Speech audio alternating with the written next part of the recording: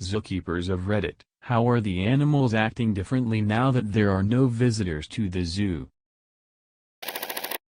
Most of our animals are happy as long as we can keep their routines, feeding times etc. For some they need a little extra. We do public encounters with our koalas, wombats and snakes among others, so we spend an hour or so a day cuddling and handling these animals to keep them happy. A few of our koalas really fret if they don't get their cuddles. Otherwise we just try to continue to spend time with animals that are expecting human interaction. And of course we can take things for walks around the place like I'm sure you've seen at other zoos. Our wombats love a run and sniff, dingoes as well. For a lot of our animals, having the ability to interact with guests is actually extremely important. Even for primates to be able to play with kids through the glass, they are missing out on a lot of enrichment. Guests keep a lot of the monkeys entertained. I watch our guests all day long show our marmosets and capuchin selfie cameras and they love to see their reflection. Guests will also show videos on their phones to animals and the monkeys totally enjoy it. We have a rescue cockatoo named Ro who sings row row row your boat to guests. When little kids dance and sing it to her, she gets really excited and feeds off their energy. So do our other cockatoos on exhibit. But now without guests to show off for, every now and then when it's quiet, we'll hear her start row row row, and then she stop and huffs a bit and gets really quiet and sad, because she has no one to sing to. Some of our animals really miss having kids to show off for. You also have to remember that animals in zoos for the most part have grown up totally accustomed to being around people 24/7. They're not wild animals at all really. They've grown up in a very different social dynamic. Quite a few animals get noticeably depressed in the winter months every year when we have few guests, and then perk up in the spring when we get busy. In our local zoo, the apes started to miss the visitors, so they brought in an artist in who's now just painting in the empty monkey house, so the apes have someone to watch. They need a TV in Sesame Street. Just put on a Planet of the Apes marathon and they'll be happy for hours. Due to temporary staff cuts, they no longer have the people to regularly walk the wombats. Some of the wombats are holding the keepers personally responsible. Imagine having a 20 kilograms chunk of muscle with big rodent teeth mad at you. Can confirm. I'm not happy with the current situation. I'm an aquarium keeper, and I've certainly noticed a change.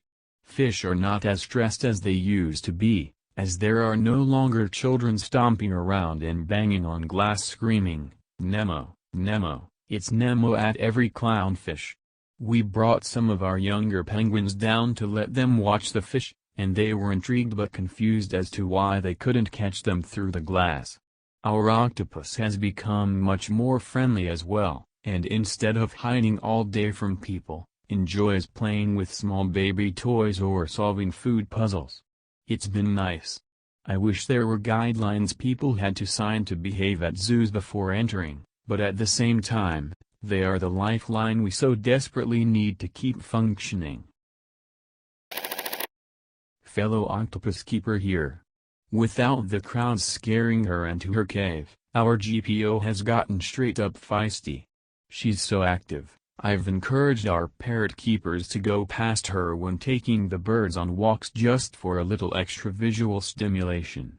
She's got quite the love affair with one of the cockatoos. We just have a little BiMac, and I think that he has really enjoyed the new LED I installed over their tank. I try and change it up throughout the day, to give her a bit more fun when nothing is really going on. She seems to enjoy blue a lot.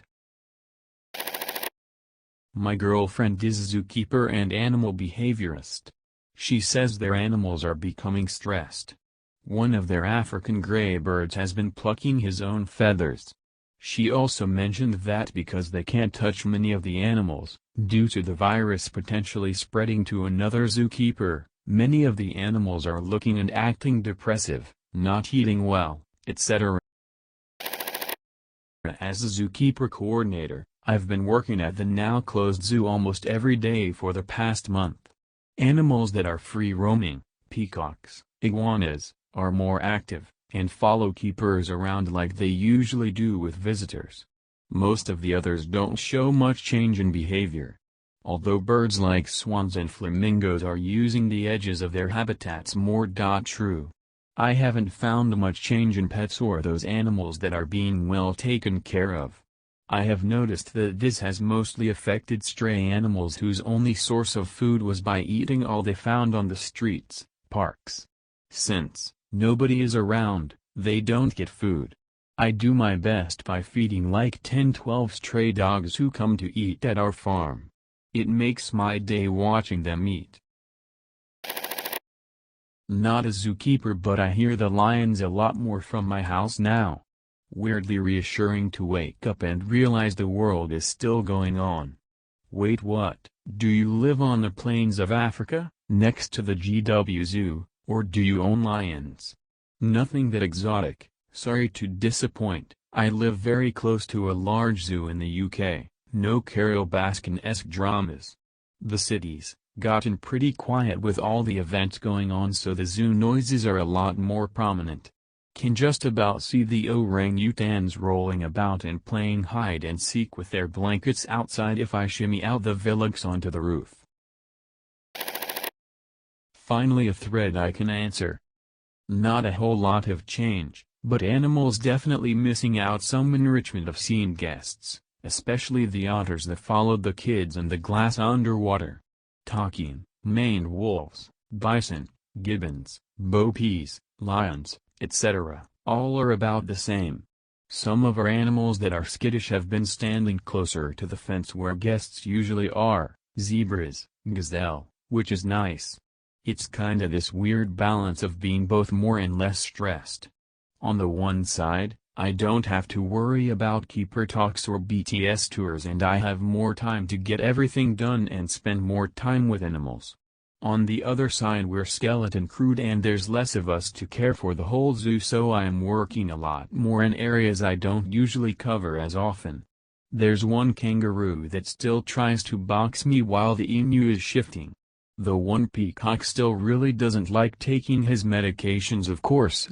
I have noticed that the crows in the city are behaving a bit differently as well and are being a lot braver. Lol. I'm just trying to see the penguins walk around the zoo in person, man. That's all I want. You can meet the penguins at the zoo where I used to work.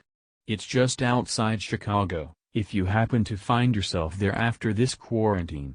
They get to choose whether or not to interact with you, of course, but they will generally choose to because you have fish, which is their favorite quality in a person. My wife works at the gift shop for our zoo, and the other day we had to go move some stuff around in the store because due to some heavy rains, it had flooded a bit. Of course we took a lap around the empty park, other than the keepers and few maintenance workers, and found that all the animals were really active and playful. A lot of them seemed really curious about us too. I'm sure they get used to seeing crowds every day and were starving for attention. I'm late to the thread, so I'm sure this will get buried, but I work for a very large, very busy Oz zoo. I work with the ambassador animals, so they are animals that are very used to the public. Pretty much like what everyone else has said, the animals are mostly confused that there aren't any people. Our petting zoo animals in particular are super needy. The second they see or hear us, they all come running over and start crying for attention. We're trying to give all the animals as much attention as possible, but we're down to a bare bones crew, so it's not as much as we would like. What I wanted to add, though, because I think it's incredibly interesting, is that we are collecting fecal samples from some of the animals to be tested for cortisol levels, which is a pretty good indicator of stress levels.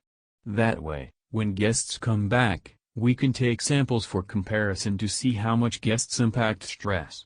I think it's really cool that we're taking this opportunity to see what we can learn about how guests impact the animals, and to see if there are potentially things we can do even better to improve the lives of the animals in our care.